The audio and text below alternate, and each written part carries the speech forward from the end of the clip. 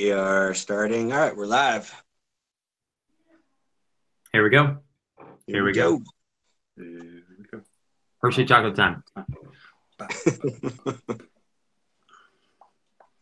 Oh, we're live. Yeah, that's what I said. We're going live. All right. What's up, everyone?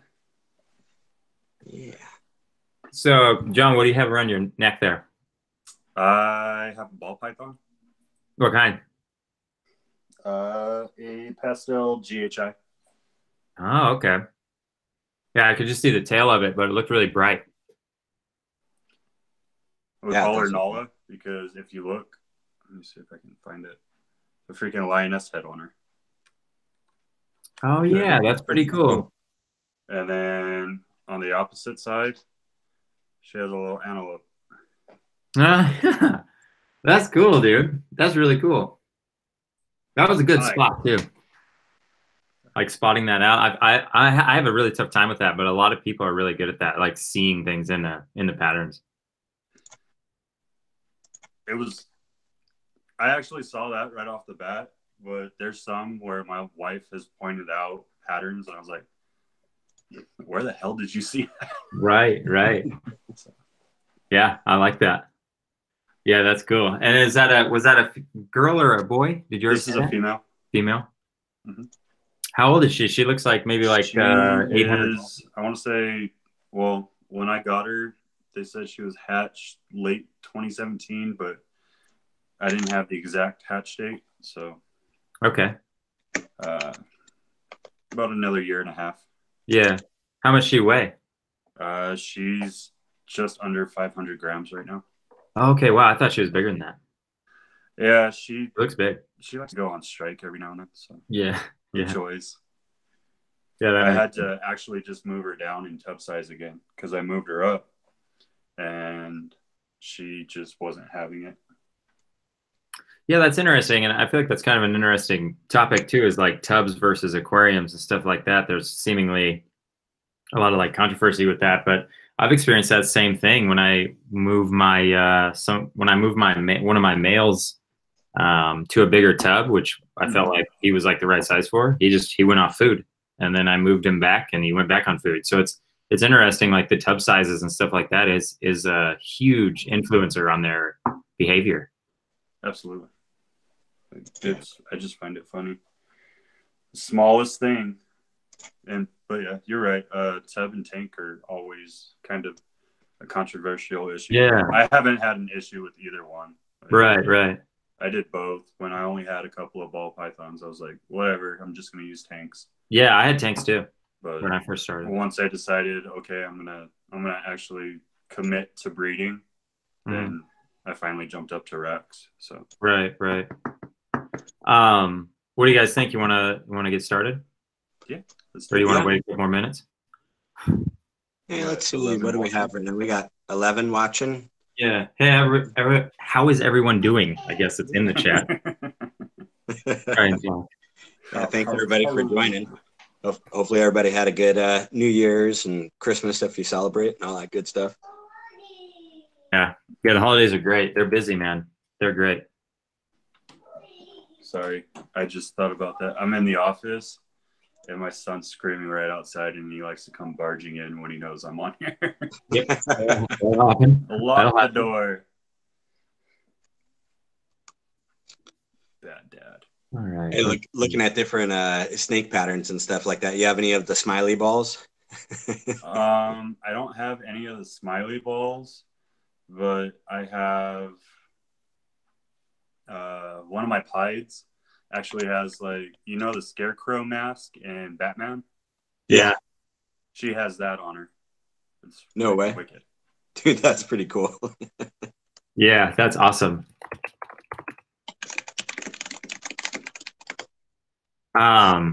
Let's see. All right. Well, I guess we could kind of just get started, introduce ourselves, and kind of get, I guess, moving forward. Yeah. You want to take it away, Adam? Sure. I mean, for anybody new tuning in, we thank you guys for joining. My name is Adam Hoblab. I'm Beach Bum Exotics.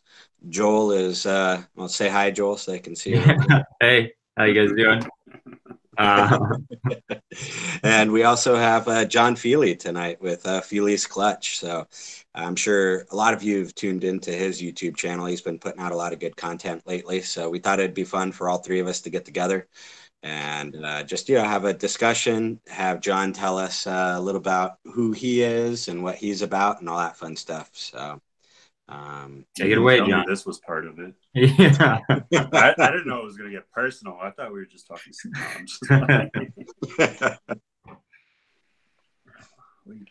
Yeah, it's all you then, Jon. Let's put it all on you. Who are you? What do you do? I'm Jon Fealy. I'm retired from the Army. Do you want a whole biography? You want to know where I was born? No. So I got started in reptiles when I was 14 years old. Worked at a pet shop for a while, actually, with Kim from, oh Lord, Angel Paws? Island of Misfit Morphs. Okay, yeah. Angel Paws. So we grew up together. She was the one that kind of helped bring out the passion because I just wasn't able to get into reptiles because of my family. Like everyone was against snakes and anything that wasn't a dog or cat. So yeah. I feel you. That was fun to do. So I started working at a pet store, and this is back when Burms were really popular, and you had the albino Burmese, and everyone thought that was the hot ticket, and just everything else is just starting to gain popularity, like your boa constrictors and things like that. So worked in that shop for a while, got my first snake, my first two snakes for free, their tanks for free, all their food for free, because I kept working there. I was like, I don't even want you to pay me. I just you just want the stuff. Help supply me. Give me the animal. Feed the addiction. Yes. Feed my crack addiction. Yeah. But so I did that. I've been involved in reptiles in one way or another for the last 18 years. Okay. Just about. So yeah. Always helped out with people, helped with their collections, but because of the Army and things like that, I decided it wasn't the best to keep them myself. Well, the year before I got told, hey, you're retiring. Right. Okay, well, I guess it's time to settle down and do what I want to do. Absolutely. So I went from 0 snakes at the time to 1 snake to 40-ish ball pythons and a couple of other species in less than a year. So it's no way. I didn't know you had that many. I hit the drugs hard. Yeah, you did. You really did. You really did. Yeah. And we live in Texas, so go big or go home. Right. We go might big. As well get 50 right off the bat. Everything's bigger here, including our obsessions. Yeah. That makes sense. But yeah, so I did that. Just talked to the wife after we had a few, and I was like, "Hey, I really want to breed. Like, I know enough about the animals. I'm confident in myself and being able to take care of them. So I want to breed. I want to kind of mix around what's been coming out and see what I can create. Right. It's not just for world's first or stuff, but just breeding quality animals instead of the crap you see on Craigslist everywhere. But yeah, dude, and Craigslist is tough, and Craigslist is one of those things that's tough too, and it's tough, it's a necessary thing because there is good people on Craigslist, obviously, but there's a lot of negative on there with the selling of hets that aren't real and stuff like that, because there isn't a whole lot of accountability on Craigslist, whereas there's I feel like a greater accountability on different social media platforms the Facebook and Instagram and even YouTube bring. So I can respect that. Bringing in real quality animals instead of what normally people are exposed to. Oh, yeah. It took a while too, because I was like, how you get into that feeding frenzy when you first get into it, and you're like, oh, I want this, I want this, I want this, I want this.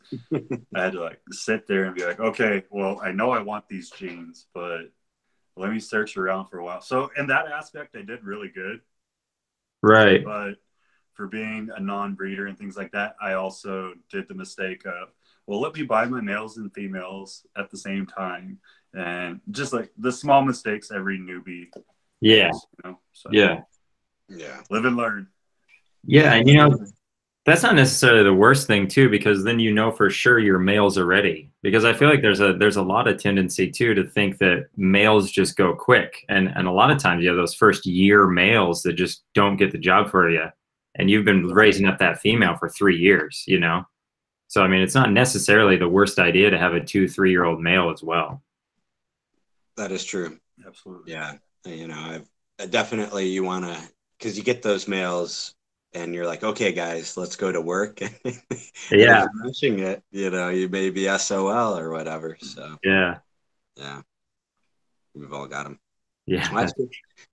Hey, John, I know when you and Joel and I pulled up last night to kind of do the pre-interview thing, you were really saying how many different species you're keeping right now and your goals kind of with them. I was wondering if you wanted to get into that a little bit. I thought that was pretty cool. Yeah.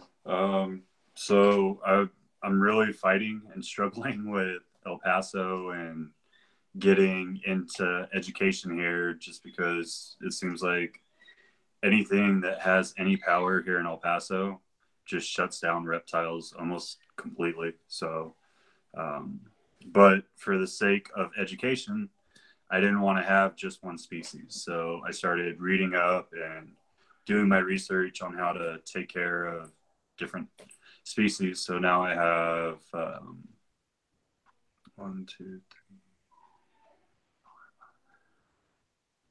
6 different species of snakes. And then I have sulcata tortoise as well as an education animal, something a little bit slower for the kids. Yeah. Sulcatas are really pretty. And then geckos as well. So it's like smaller things, slow moving things, and then I warm them up into the snakes little by little. I have found a little bit more progress going through like Boy Scouts and Girl Scout troops, but I really want to dive into schools and things like that. And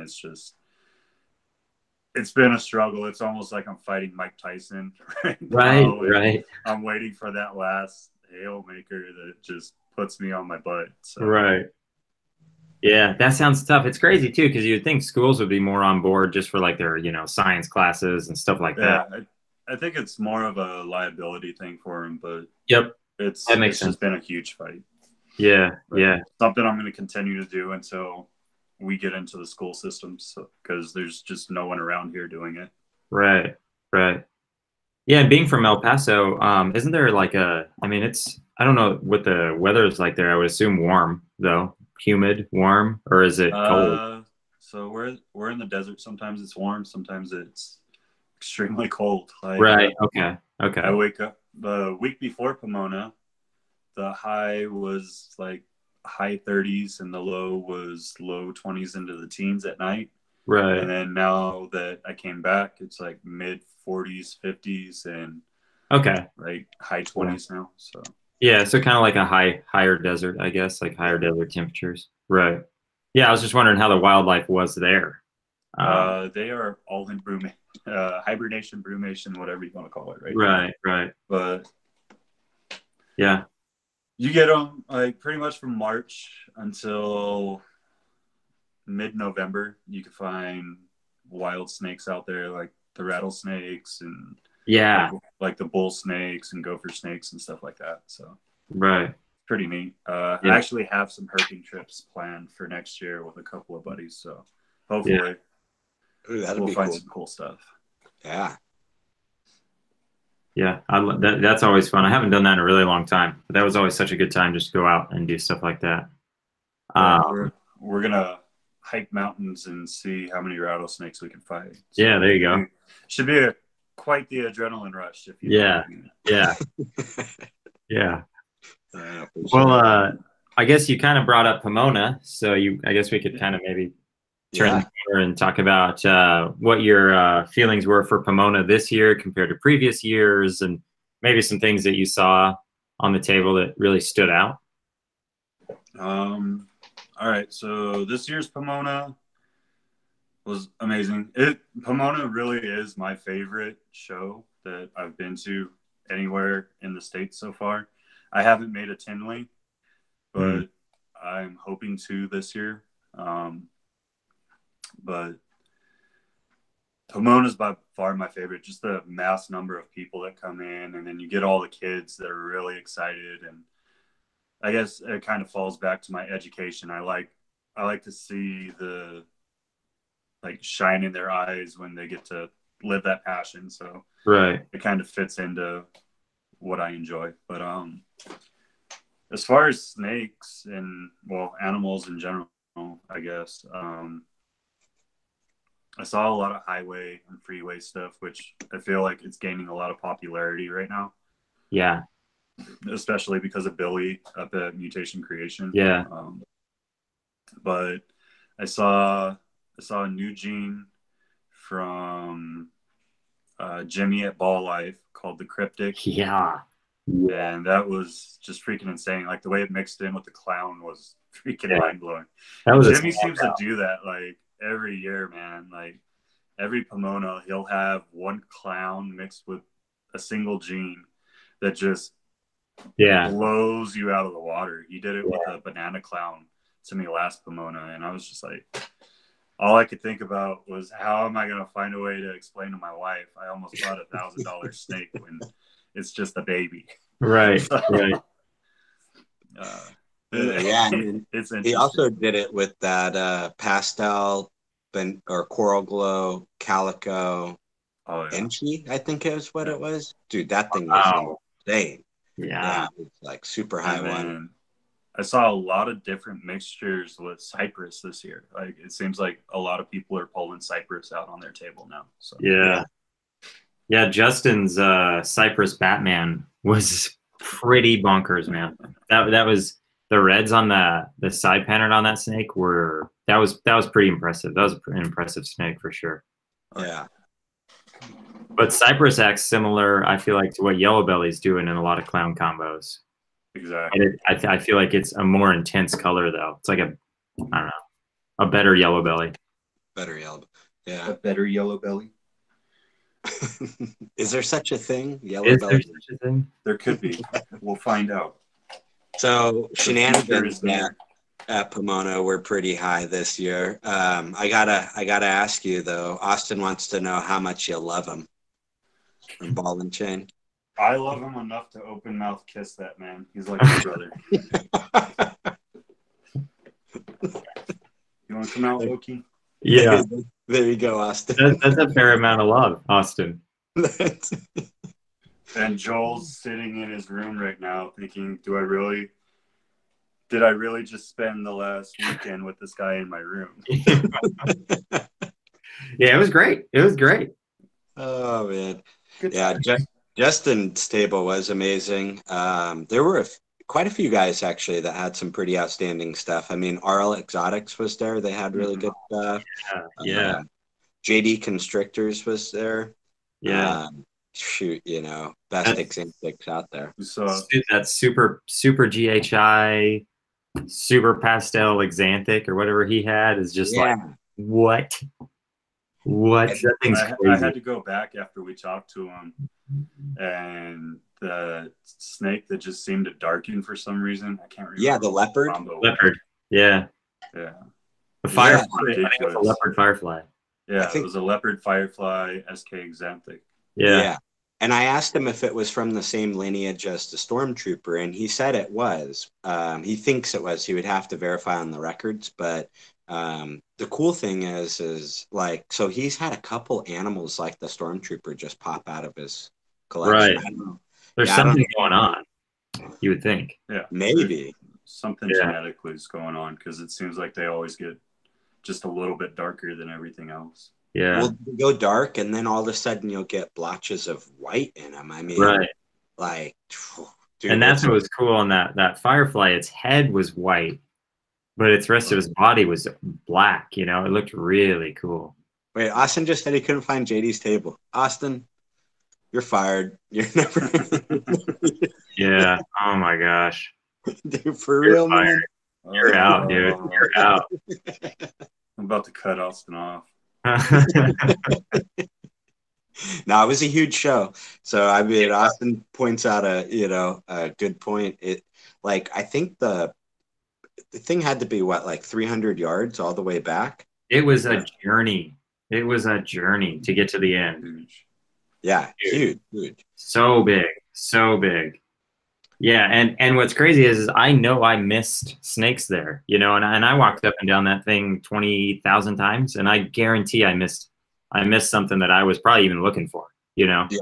Yeah, There's me too. a lot of really, really great breeders there, so it's a really cool experience to anybody that's ever going to consider going. It was a ton of fun. It was a ton of fun. So.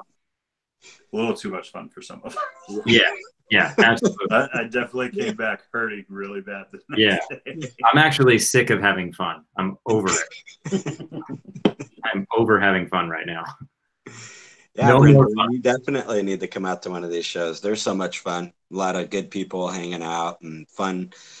Just at the show itself is awesome. And then you have the auction that takes place Saturday night, which is a great event, like raising a lot of money for USARK, which is what we need to do. They're the guys out there that are fighting for our rights and ability to keep a lot of these animals in our local, places that we live. So, Yeah. And then they also did a special donation. Oh my goodness! Of course, I'm forgetting his name. I was going to plug that, but well, anyhow, a lot of times if people in the reptile community need help, maybe they've come under some crazy medical condition or something like that. They'll normally raise a little bit of money for them at the USR convention or auction as well, which I thought was really cool. So yeah, I love that. I love when they do that. That's awesome. That's an awesome event. And that was actually, I think when they were doing that, they were pulling the donation, and then it was an auction item of the guy, I forget his name. It was a piece of his photography though, and it was almost like you were there. Like, yeah, it was just a beautiful piece. Yeah. Some of those pictures are amazing. Yeah. What is that guy's name? Oh my goodness! Again, my memory is not working right now. I think it's like leftover from Pomona. Yeah, it's residual, man. It's there, dude. It's there. It gets you, dude. Pomona will last forever until the next one. Yeah, that's what I'm saying. I'm over fun right now. I'm done with it for a minute. State48 is no longer a fun zone, guys. No. Come on, Joel. Cheers us for the fun. Come on. Yeah, there we go. Here's my water. Yeah. Boo. Hey, Miguel, how you doing? Hey, Miguel's in the house. God. Everybody do a big dog. It's time to go, guys. Yeah. Big dog. Big dog. So that's a little inside joke at the show, at the auction. Miguel was walking around calling everybody big dog. It was probably the funniest thing that I've seen in a long time. We had so much fun. That was good. To the point where everyone just called everyone big dog at that point. Like, oh, what's up, big dog? Oh, you're kind of a medium dog, but you can be a big dog today. Yeah. Hey, tell Aubrey happy birthday. Too much fun. Yes, yeah. Wish Aubrey a happy birthday for me too. Yeah. Give medium dog a high five for me. Austin was a mean dog, dude. He's a mean dog. Mean dog? Yeah. He's a bad dog.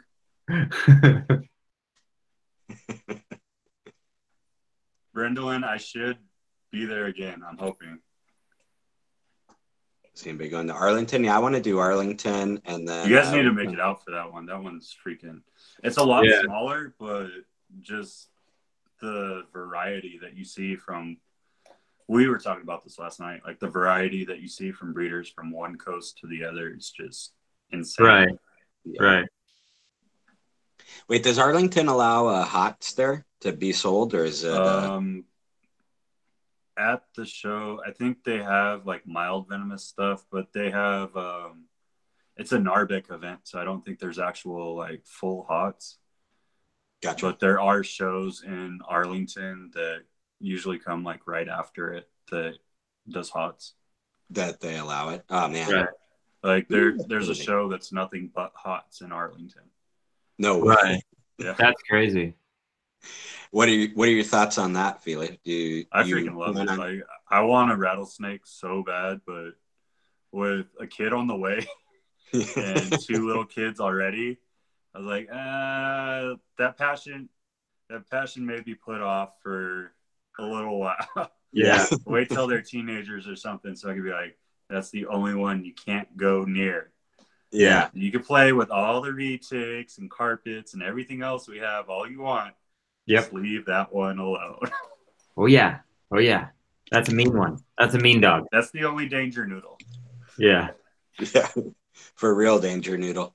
I don't know. Cost us a lot of money in the ER. Let's leave that alone. Yes. Yes. Yeah, we definitely need to go to the Canada show. We need to turn Arlington into a Pomona and change Joel's mind on no fun. Oh, I'll be ready to have fun by the time Arlington. When's that? February? It's the when 17th? Is it? Gwendolyn, Miguel, you guys should know. I want to say it's the second weekend. I'm not 100% though. Yeah. Let me Google it. Let's see it. Yeah, the power of Google. Get on that. Oh yeah. We have so much in February 16th. Oh, you beat me to it. That was close. I didn't do it. Brenda did it. You should thank her. Thanks for the support, Joel. You're always there, man. Yeah, I did my best with an estimate. You're a good guy. Okay, well, I guess moving right along with this rinky-dink thing we're doing here with John, no. I guess. It's raw, okay? Yeah. We're getting so what did you see maybe at Pomona or maybe in general that you think might have been too high or too low, I guess? Because now, after seeing some things at Pomona, there might have been stuff that would be considered too low even. Everyone's going to hate this, but after talking to people, and this is a gene I love, but after talking to you and talking to a couple other people, I really see the market getting ready to get flooded with sunset. Yeah. And I think within the next year minimum, it's going to drop from that 10 to what I think I've seen some listed at 12 to 14,000. Yeah, for just sunset. Yeah. So I think we're going to see it drop from that to probably more within the 5-6, which is still up there. But I mean, to see it drop 50% or more, I think it's feasible with the way everyone says they're getting ready to produce them. Right. Yeah, that's an interesting take. And, it's tough, too, with like projects like that, people that are invested in it obviously want it to retain its value. But at the same time, projects that are ultra expensive, even if they're retaining their value, the clientele at that level is tiny. And then there also isn't a lot of really expansiveness that gets done to the gene. When things come down, we start seeing what other people do with it, and we really see like the power of what the gene can be. So it's kind of a double-edged sword. For people that might be invested in it high, that could suck, but at the same time, it really opens the window for more normal people to actually get it. I think it's gonna fall into like that dreamsicle category, like I was saying. Right. And then I honestly, like I said, I saw a lot more highway and freeway stuff, but I think both of those, just with the sheer freaking number of combos and capabilities of that, still, it's priced too low in my opinion. But right, I'm not going to complain if it stays there because it gives me an opportunity to eventually get into it. But. Right. Yeah, and that's a cool complex and a cool project.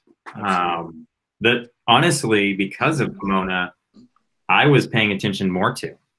Because it did come down a little bit, and there's some real potential there for some really cool things. That's for sure.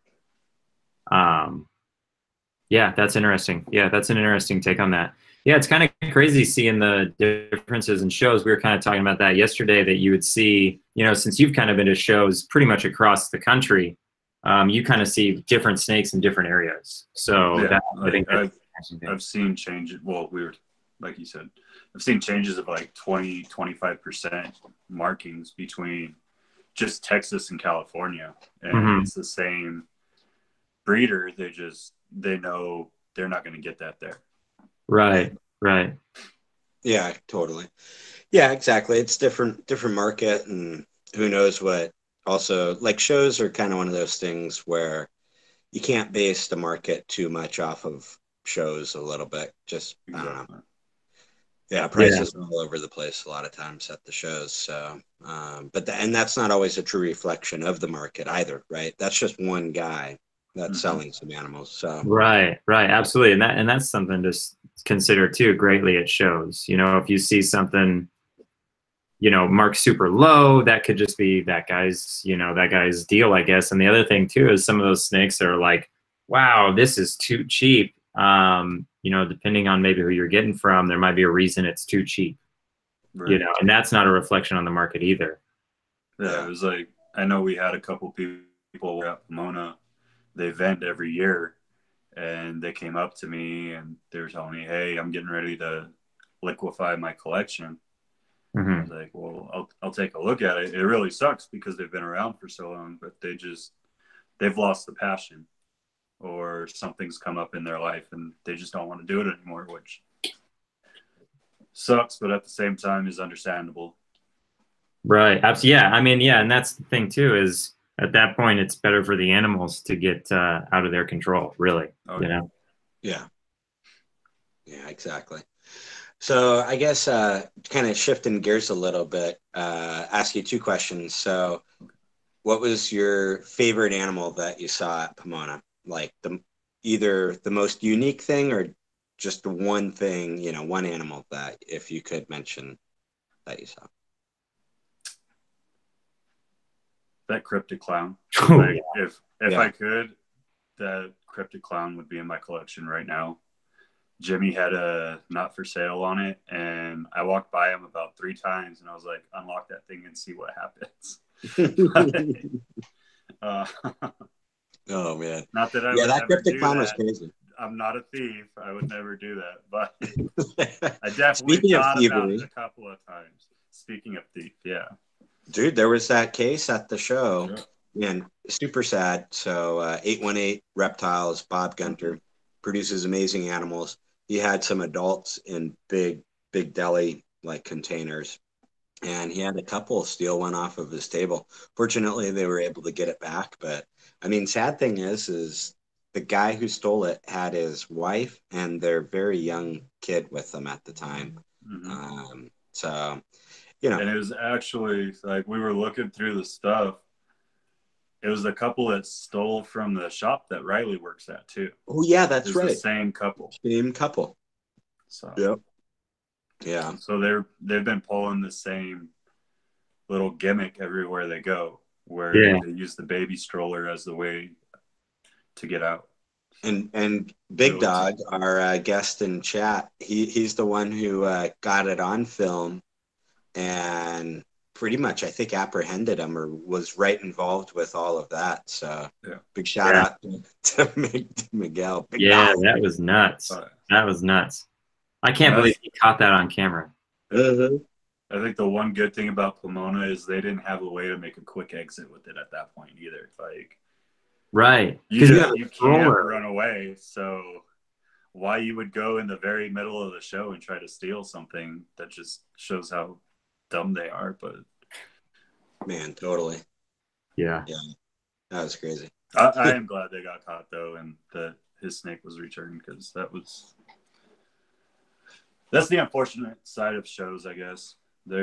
You're always gonna have that person, but Yeah, so I mean, if you're ever vending a show, that's kind of something to be aware of. I mean, you know, like either have locks on all your displays. If you have deli cups out, putting nets over it's a good idea, or putting them in a lock display themselves.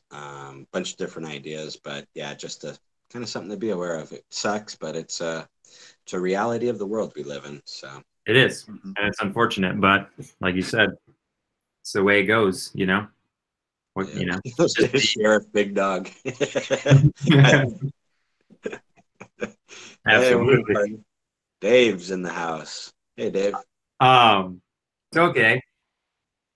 Let's say switch gears yet again. Kind of, I guess it's not a total switch of gears, but what's a project that you have that you're working on, and then additional to that, what's a project that maybe you want to be working on?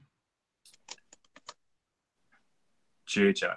I am heavy into GHI, and I've told this story a couple of times, I guess. Not on here, but to people in life. I actually told Justin because I saw it produced by Justin when that was already kind of one of the routes I was going. But lavender, albino, GHIs, and combos within that. Yeah. When I saw Justin do it, I literally chucked my phone all the way across my house because I was like, oh, I have this great idea. No one's going to think of this. Yeah. Someone's always going to think about it. It's just whether you get there first or not. Yep. Absolutely. Not that being the world's first is all that matters. It's just, it'd be kind of cool.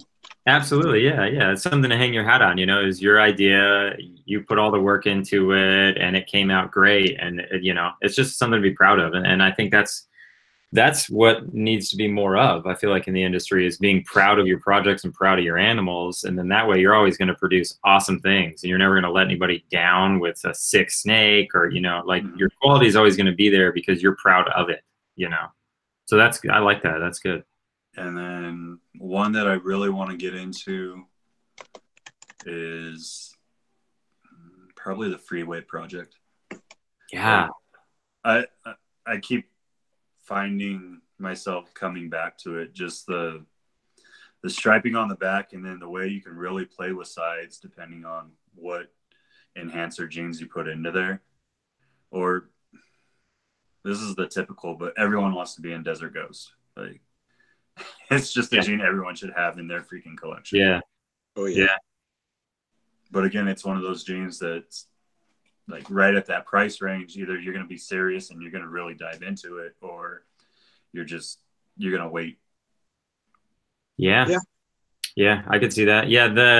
The hets are really cheap, I feel like, for the Desert Ghost hets. And I feel like if that's an angle you want to go to, saving the money and buying het females and then a visual male, I think, is the way to go. Because I think you can nail a lot of combos that, really that first year, if you bought 2 or 3 het females and a visual, you could get a lot of Desert Ghosts, in 1 year for a fairly decent price. But Desert Ghosts is a cool project. That's one of the things we don't really talk about either, is like, I've heard Sean Bradley talk about it. I've heard other, like Ben Rennick and other people, and it's just the business plan for it. And this is probably where I struggle the most. Like, most people think, okay, I'm going to jump into this project and I'm going to spend like a year or 2 producing this project and it's going to pay off, when it's really not feasible. I mean, in all honesty, depending on what you dump in, well, not even dump into a project, but what you invest in that project, you're looking at 3, 4, sometimes 5 years to really even break even in that project, unless it's something that's just stellar and it's like the hot ticket and everyone wants it at that time and is willing to fork out the cash for it. Yeah, anybody can hit the lottery, Yeah, if you hit the if you hit the gene lottery and it all just worked out for you, yeah, I mean, that's, but that's not a realistic way to look at a business model. Absolutely. Because I've been looking at my life like that with the real lottery, and it has not worked out so far. So yeah, the day it does, it's going to be great. Have an issue at the U.S. ARC auction. Yeah. But until then. Yeah, absolutely. Oh man, totally. Yeah, it is. It's interesting though that 3 to 4 year range is usually when you actually see a profit, but that's actually how business works in the real world. But typically, that's a normal business model. You're looking for return on investment within 3 years, profit within 4, hopefully. Yeah. Yeah, exactly.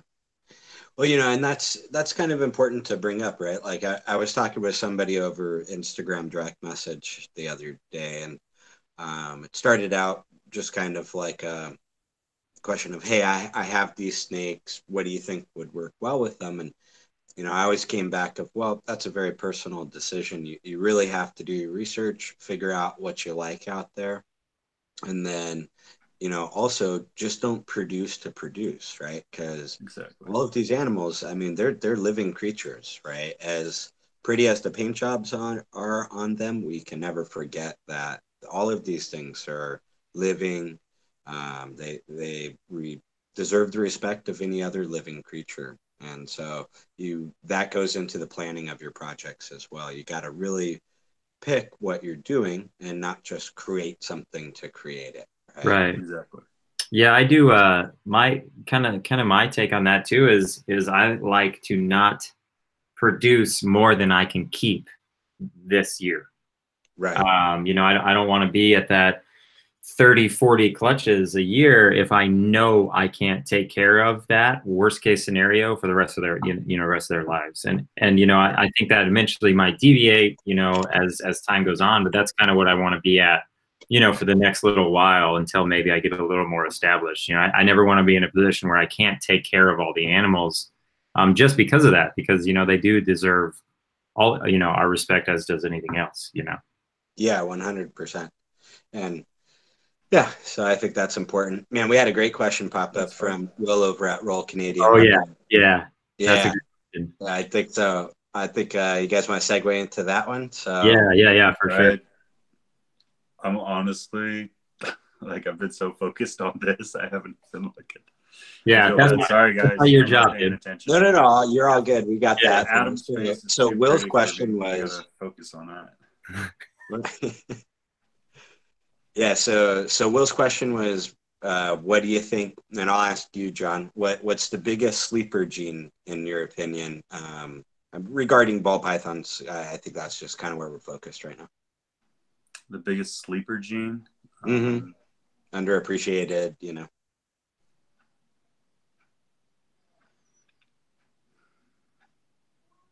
Probably hypo. Oh yeah, I think a lot of people produced it and just got over it because they were making simple hypos or 2-gene hypos. But I know people that have said, hey, it would be so cool to see like a green ball python. Yeah, because hypo turns things kind of green. Yeah, I have an Enchi hypo that in shed, he's like dark green, but when he's not in shed, he's still green. Yeah, that's interesting. It's there. It's just, I think it's the bloodline on the hypo and the Enchi, but right. There's so much to still be done with hypo that I think a lot of people just dismiss it once it hit the low $100 range or under $100, depending on who you're talking to. Right. Oh yeah.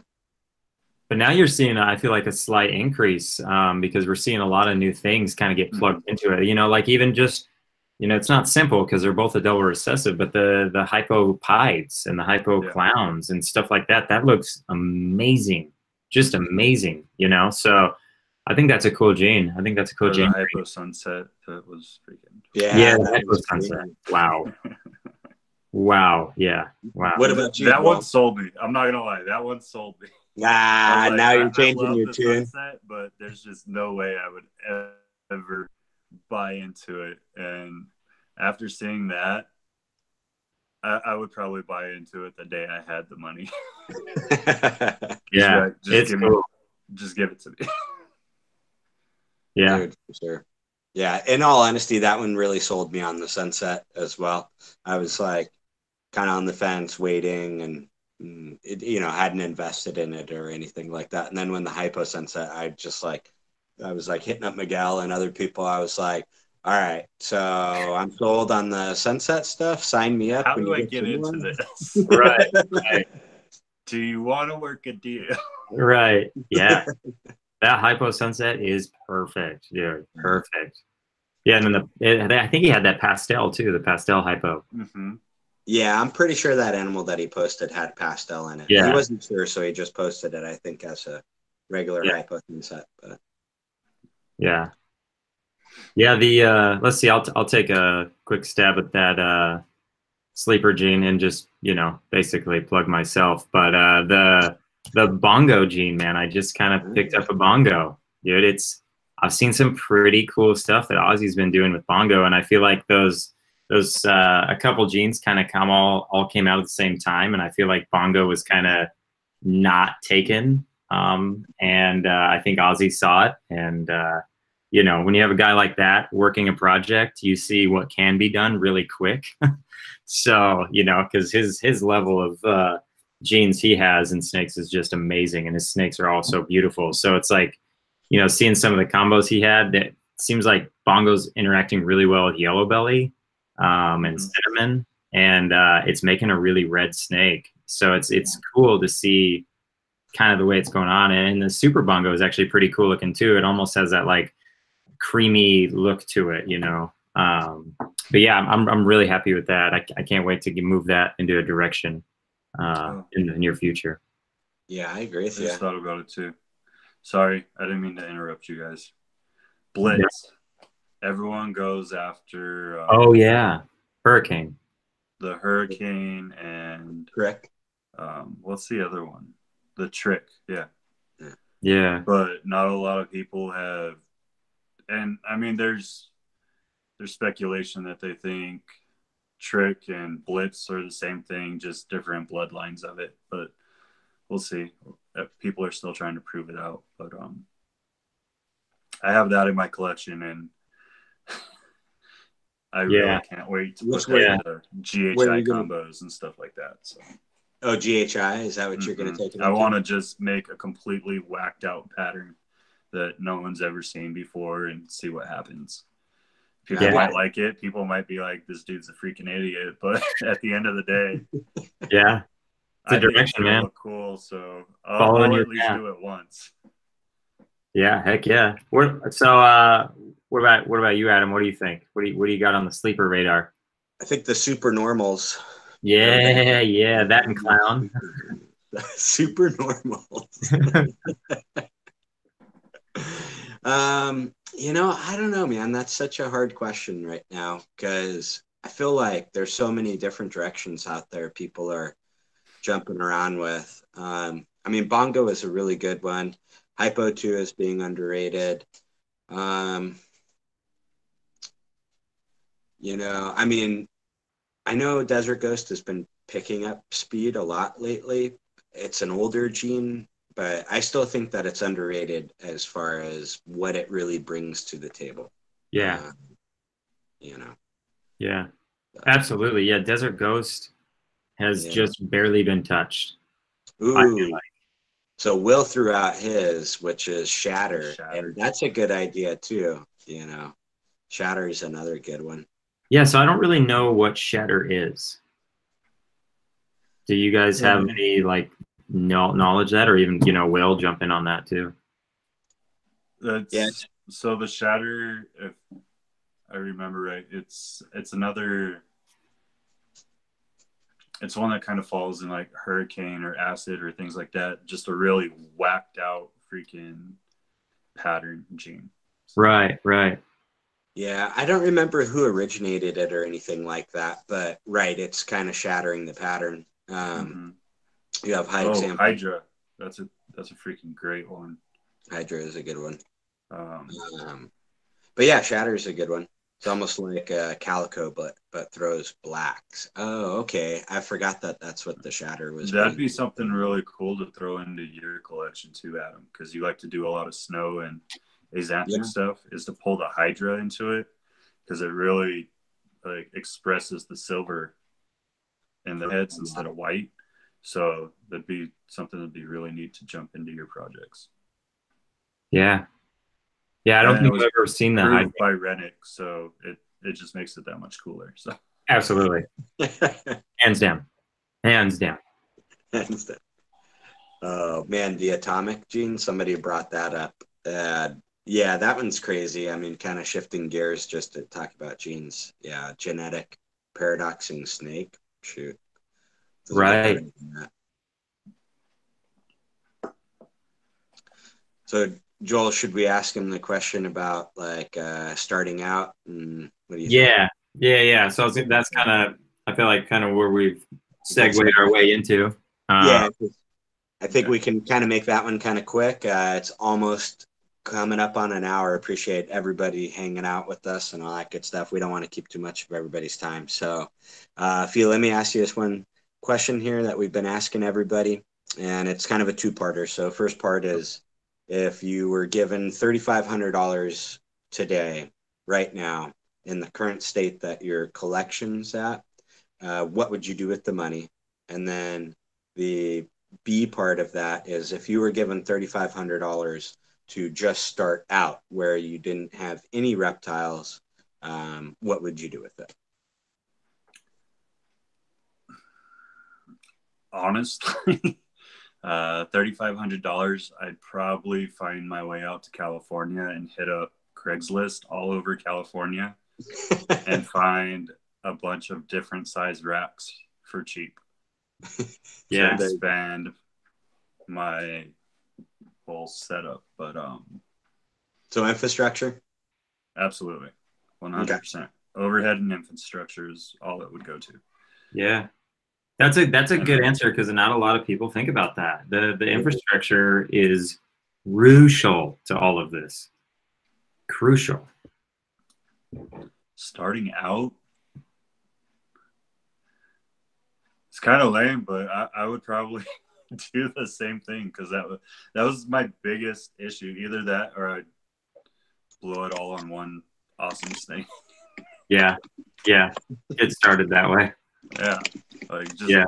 have some powerhouse with like 5 genes that I know once I put it into anything, I'm gonna have a bunch of combos. Right. Right. Yeah. Having one strong snake is never a bad plan. Even if, I hate to even say this, even if the snake's ugly. Yeah. Just having a snake I mean, that has 5, 6 genes in it. I mean, that's crazy. That's a crazy snake. Even if it just looks white or, faded or whatever it is, because that happens a lot in a lot of those high genes. oh yeah. They kind of just look like a gray snake or, something like that. But yeah, that's very true. Yeah, those are good answers. Alrighty, Joel, I'll turn it over to you if you want to do your quick fire fun answers. Oh yeah, Fun okay, yeah. Let's do the quick fire round and let's get that rolling. Yes. All right. So everybody, I guess that hasn't been here or has been here, we do a quick fire round and we just give 5 questions, quick answer, just let her fly, whatever on top of your head. You've probably seen a game show before, so you know how this works. But yeah, so the lightning round we'll start off with is what's your favorite color? Green. Green. Okay. So we've been talking a lot about jeans, and now we're going to talk about pants and jeans. So are you a button guy or a zipper guy? Buttons. Zipper. Was that a button zipper? It was a zipper. Okay. So zipper guy. So everybody's a zipper guy that we've had on so far, besides me. That's what this is. That's because you like to wear Hollister jeans. Yeah, well, they're Levi's. Okay, they're Levi's. Come at me with that Hollister stuff. Gosh dang it. It's okay. When I was in college, I thought it was cool too, bro. Okay, well, that's fun. Yeah, glad we got that topic covered. Hey, it's a no fun zone. Yeah, no fun zone. Stop it. Okay, so favorite childhood movie? Robin Hood. Robin Hood? Okay, yeah, I like that. Animated Disney movie. Yeah, Robin Hood, yeah. Favorite thing to eat? Anything Mexican. Oh, yeah, Mexican food. Good call. So good. And then last and finally, I wasn't just talking about food. Well, yeah, absolutely. So last question is any superpower? What do you got? Ooh. That's a tough one. Yeah.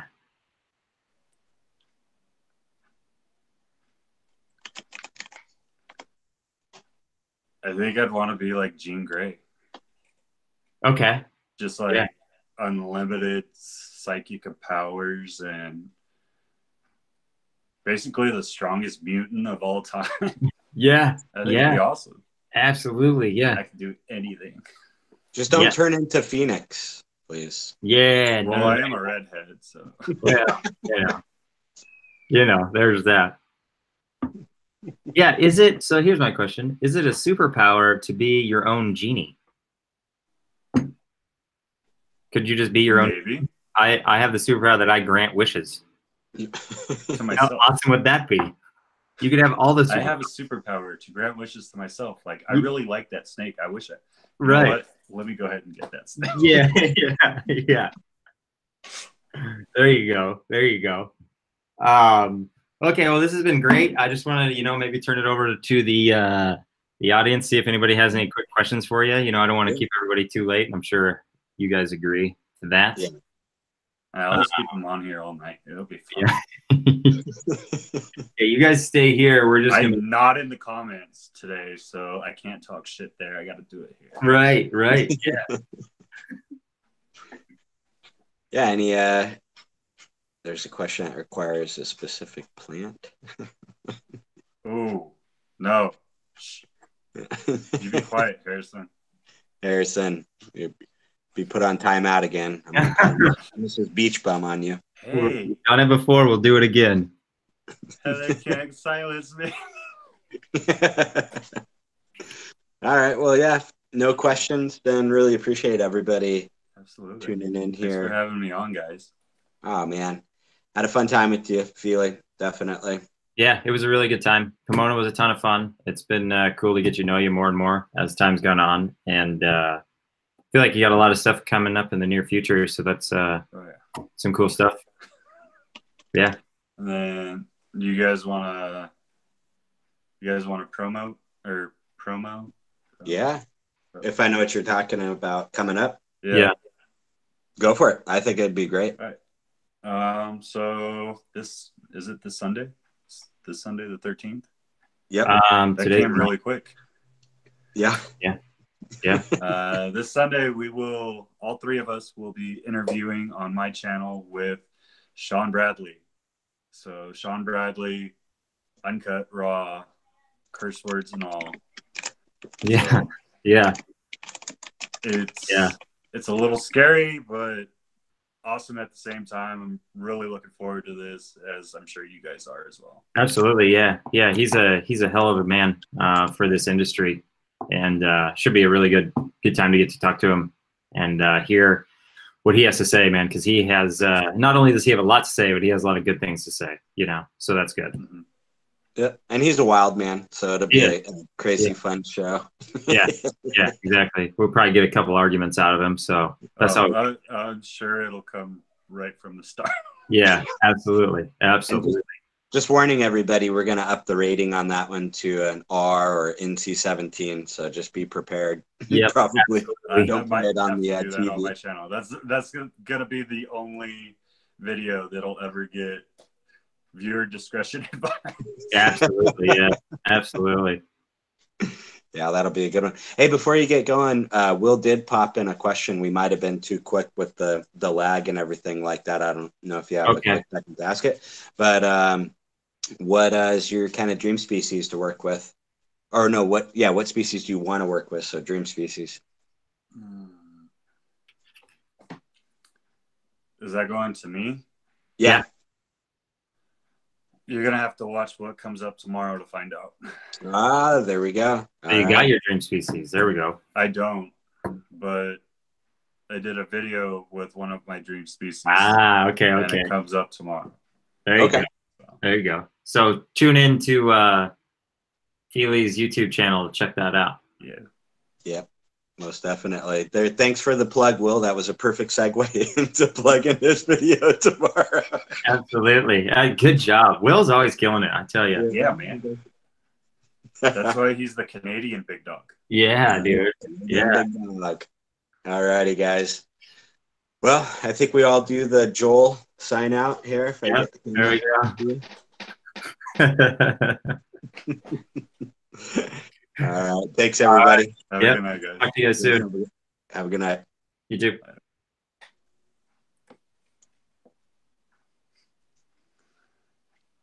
Awkward. Yeah. So I hit stop broadcast. I think we're done.